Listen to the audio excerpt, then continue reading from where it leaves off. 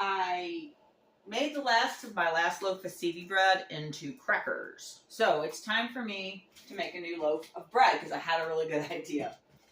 Didn't work out like I thought it would, but I'm going to show you what I thought of. I already put my 12 tablespoons of hot water in my bread thingamajiggy. Now my 2 tablespoons of oil. Any oil will do, I'm sure, but I prefer olive oil.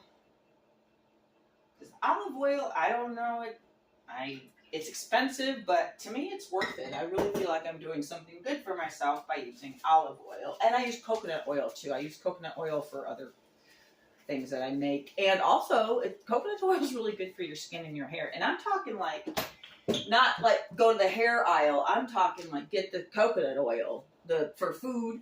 It's good for your skin and your hair. My friend from high school, Dave Perry, was the one that recommended using it on my skin because I was complaining about my crepey skin. I don't know. I don't even know why we were in that conversation. But he told me to use coconut oil. So I do. Moving things, throw away. All right, so I got my 12 tablespoons of water, my 2 tablespoons of oil, and I'm going to try and do this by memory, but here's my little recipe just in case. Oh, forgot to get my salt. So I think I'm going to use a little less salt because I'm putting in, oh, I forgot the sugar. Let me get the sugar out. I'll use this little, this thing that we've had. It's like a sugar pourer thing. I just keep refilling it. I don't even know how long this has been in my cupboard. I just refill it to make it convenient. So the sugar was what? 1 3/4 tablespoon. So we got 1 and almost 2 tablespoons of sugar. So the salt was 2/3. I'm going to use that like it says. All right, now the dry ingredients. I'm going to start with my seeds. Now, I had this great idea that I was going to grind up my flax seeds with my bowl and pestle. It doesn't work. Flax seeds are very small and they're very slippery and they don't grind up in a bowl and pestle. So this is about a 1/2 cup of flax seeds. So I'm just going to dump it in there.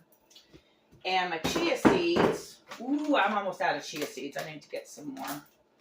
All right, the chia seeds we're going to put, again, about, well, whatever's left. So there's that. That much chia seeds, about 1/2 cup. But here's what I'm going to add this time. I was at Home Goods, and I want to apologize. In my last video when I was cooking crappie, I said I got my spice blend at Home Depot. I did not get it at Home Depot. I got it at Home Goods, where I get most of my spice blends. This one's everything bagel. I'm going to make my bread taste like everything bagel, hopefully, if it works out. So, I guess you usually just sprinkle this. I read the ingredients, and there's some sea salt in it. So, I'm going to put a generous amount, like, I don't know. I'm just winging it. So, I'm going to put about this much bagel seasoning for my seedy bread. So, let's pour that in there. And then I got my 1 cup. Oh, wait, 1 cup. Let me make sure I didn't forget anything. I'm going to use my handy dandy kitchen magnifying glass that I took from my mother. She used to, I didn't take it from her. She died, and I took the things that from her house after she died. And this actually is for, like, doing needlework. She liked to crochet. And so when she was crocheting, she could put this like this. And I'm sure I'm getting to the point, well, I will need that for my needlework. But anyway, I use it in the kitchen now, so, because I don't always wear my glasses. So let's make sure how much, if I miss anything. All right, I got my water, oil, salt, sugar. Skip the white flour because that's seeds and bagel seasoning. And so I got 1 cup of wheat flour left. So get my, you know what? I forgot my little spoon to scoop out my flour. Like I said in my last video, you don't want to pack your flour. I honestly don't think wheat flour packs as much as white flour, but here comes my whole wheat flour. And put that in there. It is heavier, though. You can feel it. That's more dense, I think, than white flour. So we'll pour my wheat flour in there. Be careful, because I got to make a little divot for my yeast. So let me make my little divot for my yeast. And then a 2/3 teaspoon of active Fleischmann's bread machine instant yeast. So let's pour a little bit out there. We're doing 2/3 teaspoon. Goes right in the little divot. And I am finished for putting in my bread maker. Now, I'm not going to keep stopping my video like I did before because it doesn't work out. I end up making like 14 little 2-minute videos. So I'm just going to let you wait right there for a second. I'm going to go stick this in my bread machine. So, while the water, because I want to talk about something else. So hold on.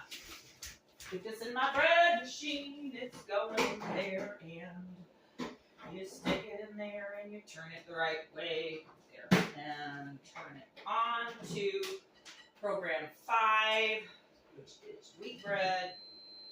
2, 3, 4, 5. I want a 1-pound loaf. So weight, 1 pound, and color setting is at medium. So push the start button. That will be ready, I don't know, like 3-4 hours it takes. So worth it. Because making bread is difficult. My mother tried to make bread, and she just never was very successful at making bread until she found a recipe for beer bread. That was pretty good. All right, now I want to talk about beverages. Because I want the calories I consume, I want to come from food. I don't want to come from beverages. I've been drinking sugar-free beverages since the 80s. When they first came out with, actually I drank Tab. Tab before Diet Coke. The old Tab that they made in the 70s, so much better than, I mean, if they're still making Tab, because I was still buying Tab, even in, I think, the early 2000s, I could still find it. But they've changed the formula. I think they switched from saccharin to aspartame, and it didn't taste as good to me. So anyway, Tab had a real distinctive taste. But I started drinking Diet Coke when it came out in the 80s. I remember smuggling, because it was in glass bottles, and I would smuggle a glass bottle into my locker, into school, and have it in my locker so I could drink Diet Coke at school. Because we didn't have vending machines or anything back in those days. So I drink Diet Coke. I don't drink tons of it. I know people say, this is my comeback when people say, oh, Diet Coke, it's so bad for you. And I'm like, well, you know, I used to drink a 5th of vodka a day, so I'm not really worried about the Diet Coke. And also, a couple years ago, my JJ, my son, thinks this is funny because I stopped drinking Diet Coke for 3 months, and it didn't make any difference. So I just started drinking it again. Speaking of JJ, this is something he left on his last visit. Now, I'm not a big fan of Gatorade. I've just never been really a Gatorade drinker. But this is Gatorade Zero, and it comes in all kinds of flavors, and there's no calories in this, and it's got electric lights and everything like that. I probably should drink this more because I struggle with getting myself dehydrated because of the way I exercise and the way I eat. But I have gotten the balance, so I don't get hydrated anymore. So that's really good. That's what he likes to drink. All right, here we go. This is another thing JJ and his girlfriend left. This is Coke Zero. I like Diet Coke better than Coke Zero, but Coke Zero, a lot of people transition from drinking regular Coke to Coke Zero before they can transition to drinking Diet Coke. My daughter's a perfect example of that. Marcia liked Coke. She just didn't really drink it very often because it's, you know, got a lot of sugar in it. And she started drinking Coke Zero, and now she's a diehard Diet Coke drinker just like her mom. All right, also Sprite Zero. So good. Diet Sprite. I started drinking diet drinks actually before Diet Coke with Diet 7-Up, because Diet 7-Up tastes to me just like regular 7-Up. So does Sprite. This doesn't, I mean, I haven't had a regular Sprite in I don't know how long, but this is how I remember it tasting. Sprite Zero or Diet Sprite. Well, I guess Sprite Zero is Diet Sprite now. I don't know. Anyway, I drink a lot of seltzer. The lemon, like this is a store brand. Better Goods. This is a new brand. I bought it the store. Bubbly, delicious. I normally like to get my seltzers at Kroger because they still sell them in 12 packs and they're more cost effective. But Kroger's not super convenient for me all the time. So, but when I do go to Kroger, I buy like 4 or 5 cases of seltzer because I love seltzer and I save all my cans. We don't have recycling, bottle deposits and stuff like they do in Michigan where I grew up, where you can save all your cans and then you get money back for them when you take them to the grocery, back to the store. So I love seltzer, all different flavors. I tend to stay away from orange. I like orange. I like orange is fine, but like orange sodas and stuff, not my thing. Also, these I just found at Home Goods. These are little Hydro Boost packs. They were on clearance, so I picked them up because I need electrolytes just like everybody else that exercises or lives in the South because it's really hot down here and you sweat all the time. So these are the things that I drink that don't have any calories in them. And of course, you've seen my lemon and my super water. And when I do drink drinks with calories, it's like special things. Like if I go to Starbucks with my daughter or something like that, of course, I'll indulge in a fancy coffee or a fancy, we'll go to Panera and I'll get like a fancy tea or whatever. But I don't like I just don't have a super sweet beverage craving. Like with juices, I'm not a big juice drinker. Juice has sugar in it, and I thought, and even when I always thought, well, if I'm going to have calories, I want my calories to come from food.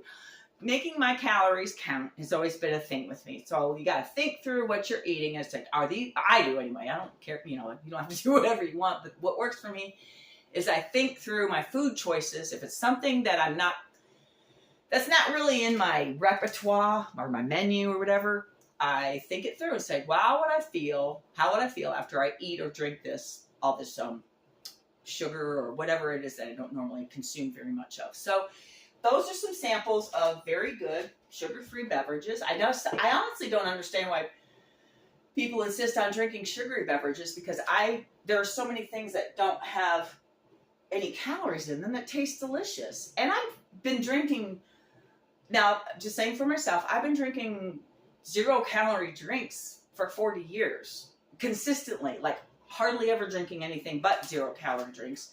I don't have any side effects. I mean, I don't know if the aspartame or whatever is supposed to have long-term effects, but it's been 40 years and I don't have anything I can think of that's affected me. No doctor's ever told me that I have effects from aspartame or anything. So, I mean, if you want to cut the sugar out of your diet and you're drinking sugary drinks, try some of the sugar-free ones because they're delicious. So those are my things for today. My new seedy bread. I'll let you know how that turns out with the bagel seasoning. And try some calorie-free drinks. They're all delicious. A lot of them are delicious.